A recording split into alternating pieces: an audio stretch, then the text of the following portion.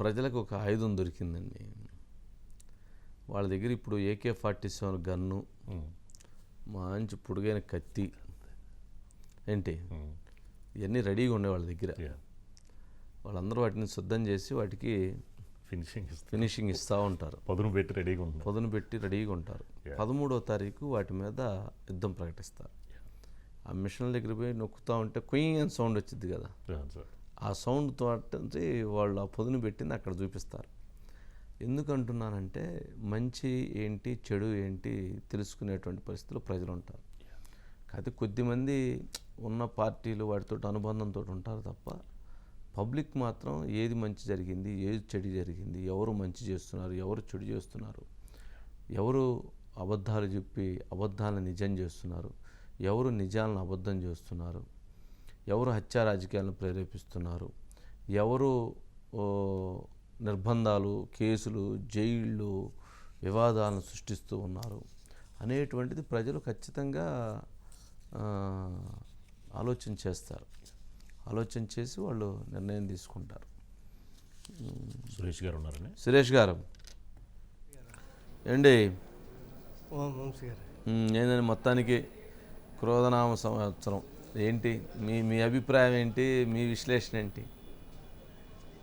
వంశీ గారు, మనకు తెలుసు మన తెలుగు వాళ్ళకి అంటే పంచాంగం అనేది చాలా ఇంపార్టెన్స్. మన నిజ జీవితంలో అంటే ఒక డైలీ దైనందిన జీవితంలో ఒక రకంగా భాగమని చెప్పొచ్చు. అందుకని ఈ సంవత్సరాది అంటే తెలుగు వాళ్ళకి సంవత్సరాది ఉగాదితో మొదలవుతుంది కాబట్టి ఈ పంచాంగం మీద అందరూ ఆధారపడతాం. ఆ రకంగానే మన భవిష్యత్తు ఈ ఏడాది అంతా కూడా ఎలా ఉండబోతుంది అనే దాని మీద మనం అందరం కూడా వేచి చూస్తుంటాం. ఇవాళ వచ్చినప్పుడు మనకి ఈ రోజు నుంచి కూడా క్రోధనామ సంవత్సరం, అది కూడా మంగళవారం ప్రవేశించింది కాబట్టి ఈ సంవత్సరం అంతా కూడా ఆ పేరులోనే క్రోధం ఉంది కాబట్టి ఈ క్రోధానికి సంబంధించి క్రోధనామ సంవత్సరం అయింది. అయితే ఇందులో వాళ్ళు పంచాంగ శ్రవణకర్తలు కానీ పంచాంగం అని చెప్పేది ఏంటంటే అది ఆ క్రోధం అనేది నిజంగా ఒక రకం క్రోధం అనేది మనిషికి అవసరమే. అయితే అది కొన్నిటి మీద మాత్రమే అంటే ఉండాలి. అంటే చెడు మీద అనేది క్రోధం అనేది ఉండాలి. అది కానీ అంటే అధర్మానికి నిగ్రహించడానికి అనేది దాన్ని క్రోధం ఉండాలి. ధర్మాన్ని మనకి రక్షించడానికి లేకపోతే నిలబెట్టడానికి మనకు క్రోధం అనేది అవసరం అని చెప్పి ఆ రకంగా చెప్పారు. అయితే ఇందులో ప్రధానంగా ఏంటంటే ఈ సంవత్సరం పాడి పంటల పరంగా బాగుంటుందని చెప్పినప్పుడు కూడా మొత్తం మీద ప్రతికూలతలే ఎక్కువగా ఉన్నాయి. ఈ సంవత్సరం అంతా కూడా ప్రతికూలత. ఎందుకంటే రాజు కుజుడైనప్పుడు కూడా మంత్రి శని అంట, సరే ఆర్ఘ్యాధిపతి మేఘాధిపతి, ఈ రకంగా శని ఎక్కువగా ఉన్నారు. తర్వాత నవ రాసుల్లో అంటే ఈ దాంట్లో పాపులు అనేవాళ్ళు 7 ఉన్నారంట, శుభులు అనేవాళ్ళు 2 మాత్రమే ఉన్నారు. కాబట్టి ఆ రకంగా చూసుకుంటే మంచి చేసేవాళ్ళు 2, చెడు చేసేవాళ్ళు 7 ఉన్నారు, అంతే కదా సురేష్ గారు? నవనాయకుల్లో 7 పాపులు ఉన్నారంట చెడు చేసేవాళ్ళు. ఆ గ్రహాలు అనుకుంటే 7 గ్రహాలు చెడు చేసేదామని మిగతా 2 శుభాలు చేసేది. అంటే 9లో 7 మైనస్ ఉంటే 2 ప్లస్ ఉన్నాయి. కాబట్టి అందుకని చాలా జాగ్రత్తగా రాజకీయ నాయకులు వాళ్ళందరూ కూడా చాలా జాగ్రత్తగా కుటుంబంలో కూడా ఏదైనా పరుష పదార్థాలు మాట్లాడినప్పుడు వాళ్ళని వైరుధ్యం వచ్చే అవకాశం, పార్టీల మధ్య వచ్చే అవకాశం ఉంది, రాష్ట్రాల మధ్య వచ్చే అవకాశం, దేశాల మధ్య కూడా యుద్ధాలు కూడా జరిగే అవకాశం ఉంది. కాబట్టి రాజకీయ నాయకులు అని చెప్తూ అయితే ఆయా రాసులు వాళ్ళకి అంటే మీరు తెలుసు జన్మదినం పరంగా చూసుకుంటే అంటే పుట్టినరోజు తేదీని తీసుకొని ఒక రకంగా మనకి ఈ ఏ రాశి అనే దాన్ని మనం తీసుకుంటాం. వంశీ గారు ఒక రకంగా చూసుకుంటే మన కేసీఆర్ గారు కర్కాటక రాశి అంట. వంశీ గారు కేసీఆర్ గారిది కర్కాటక రాశిలో ఇప్పుడు అష్టమ శని అంట. కాబట్టి గతంలో ఆయన వైభవం ఆ రకంగా పార్టీ అది ఉన్నప్పుడు కూడా ఇప్పుడు విపరీతమైన ప్రతికూలత ఏర్పడిందంట. ఆ శని కూడా ఉచ్చస్థితిలో ఉన్నాడంట వంశీ గారు. కాబట్టి కష్టకాలం ఇంకే దాటడానికి దాదాపు ఏడాది పడుతుంది. అంటే బీఆర్ఎస్కి ఒక రకంగా చూసుకుంటే ఈ ఏడాది పాటు కూడా ఈ సంవత్సరం మొత్తం కూడా కష్టకాలమే అనేది మనకి ఈ వీళ్ళు చెప్పిన పంచాంగ శ్రవణకర్తలు వాళ్ళు చెప్పిన దాన్ని బట్టి అర్థమవుతుంది. ఇక రేవంత్ రెడ్డి గారు అంటే కష్టకాలం అంటే జైలుకు పోయేంత కష్టకాలం సురేష్ గారు అన్నీ ఉండొచ్చు, ఏదైనా కానీ చాలా ఉచ్చస్థితిలో అంటే చాలా ప్రతికూలత అంట వంశీ గారు. శని కూడా అంటే శని మనం జలంగా మనకి ఆ రాసుల ప్రకారం గ్రహాల ప్రకారం చూసుకొని శని అనేది మనం అందరం కూడా చాలా మనం చెడుగా తీసుకుంటాం. ఒక రకంగా ఏంటంటే శని శ్రమకు కూడా ఒక ఫలితం కింద ఇంకో రంగు కూడా ఉందంట వంశీ గారు. ఇక అయితే రేవంత్ రెడ్డి గారు ఆయనది మకర రాశి అంట వంశీ గారు, రేవంత్ రెడ్డి గారిది. సో ఆయన బలమైన కుజుడు, ఇప్పుడు ఏదైతే ఇప్పుడు రాజు కుజుడు, ఆయన కూడా కుజుడు చాలా బలమైన స్థితిలో ఉన్నాడంట.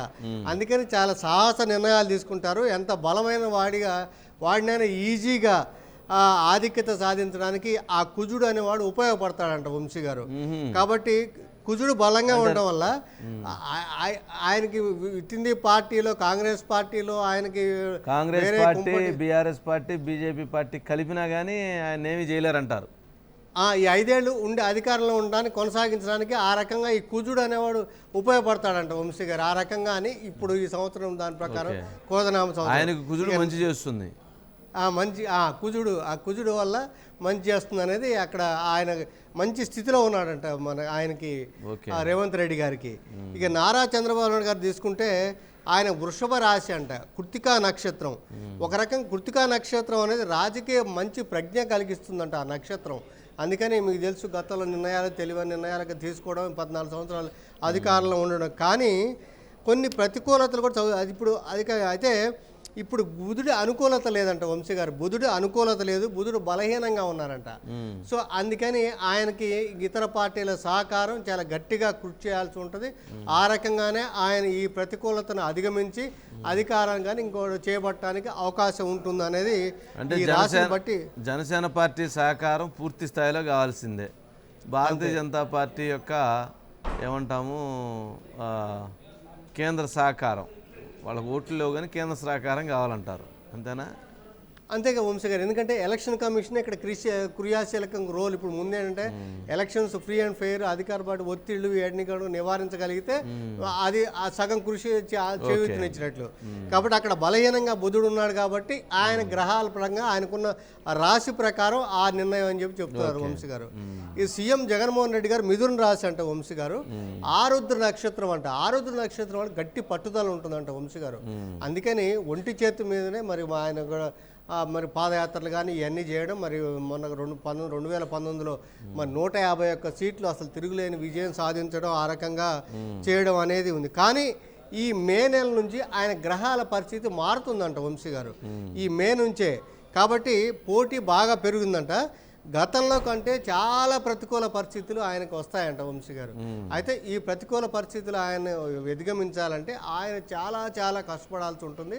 అప్పుడు మాత్రమే ఆయన ఫలితం ఉంటుంది. లేదంటే ఆ ప్రతికూల పరిస్థితుల్లో ఆయన ఇబ్బందులు ఎదుర్కోవాల్సిన పరిస్థితి అని చెప్తున్నారు. ఆరుద్ర నక్షత్రం ఎంత బలమైందన్నప్పుడు కూడా ఇప్పుడు మారిన గ్రహాల నేపథ్యంలో అది. పవన్ కళ్యాణ్ గారిది మకర రాశి అంట వంశీ గారు. ఉత్తరాషాఢ నక్షత్రం అంట. మే నుంచి గతంలో కంటే మెరుగైన ఫలితాలు వస్తాయంట అని మనం పవన్ కళ్యాణ్ గారికి. అంటే 2019 ఎలక్షన్స్లో ఆయన పోటీ చేసినప్పుడు కూడా అప్పుడు ఒంటరిగా పోటీ చేశారు. ఆ రకంగా చేసినప్పుడు కూడా అసెంబ్లీలకు అడుగు పెట్టాలని ఆయన ఆకాంక్ష అయితే అప్పట్లో నెరవేరలేదు. బట్ ఈసారి అసలు ఎలాంటి ఇబ్బంది లేదు. బృహస్పతి చాలా బలంగా ఉన్నాడంట. కాబట్టి ఆశించిన ఫలితాలనే ఆయన తప్పకుండా అందుతాయి.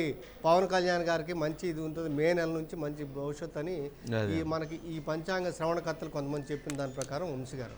ఓకే, రైట్ అండి. మొత్తానికి